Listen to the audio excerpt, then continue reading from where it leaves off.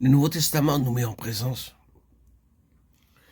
de petits groupements de peu d'importance, minuscules même, comparés au peuple qui couvre la terre, méprisés, rejetés, incapables d'ouvrir la bouche sans être durement molestés, et qui attirent sur eux pour finir un emportement organisé, la haine de toutes les nations du monde.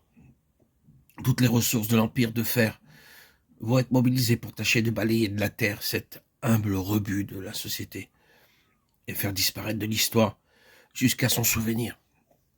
Alors qu'est-il arrivé? Les trônes ont croulé, les grandes puissances d'alors se sont effondrées. Nous passons d'un continent à l'autre et nous contemplons leur ruine. Nous posons nos regards étonnés sur tout ce qui reste de ces empires. Et où sont-ils, ces gens de la voix? Acte 9.2.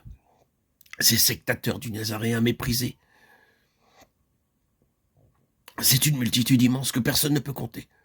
Le ciel en est rempli. Ici sur la terre, ceux qui connaissent le Seigneur Jésus, qui l'aiment et qui sont de cette voie, se chiffrent par milliers, dizaines de milliers. L'explication, c'est que Dieu a déterminé que son Fils serait tout et qu'en toute chose, il tiendrait le premier rang. Les hommes peuvent faire ce qu'ils veulent, et les démons aussi. Mais ils n'empêcheront ni Dieu d'atteindre son but, ni le peuple qui lui sert d'instrument de marcher au triomphe, en dépit de tout. Un mot encore sur l'explication de l'Église. Ce que Dieu a en vue, ce n'est pas le christianisme. Les églises chrétiennes en tant que centre organisé ne sont pas plus dans sa pensée que la propagande systématique en faveur de la doctrine et de l'activité chrétienne. Ce que Dieu cherche à obtenir, c'est un peuple pour lequel et au sein duquel Christ soit tout, en tous et en tout. Colossiens 1, 18, 3, 11. La voilà l'Église. Il nous faut réviser nos idées. Dans la pensée de Dieu, l'Église commence et finit là où le Seigneur Jésus jouit d'une primauté absolue. Et la constante préoccupation de Dieu est de grouper ceux de son peuple qui lui paraissent les plus susceptibles de mettre cette pensée à exécution.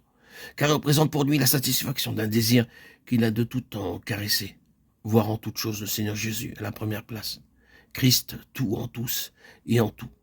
Il passe à côté de cette grande institution qu'on appelle l'Église pour ne pas s'arrêter qu'auprès des cœurs humbles et contrits, qui tremblent à sa parole, et qu'auprès de ces gens dont l'adoration est concentrée sur le Seigneur Jésus, à l'exclusion de tout objet de culte, et dont le cœur s'élève continuellement à lui. C'est cela qui satisfait le cœur de Dieu. C'est pour lui la réponse à son soupir de tous les temps.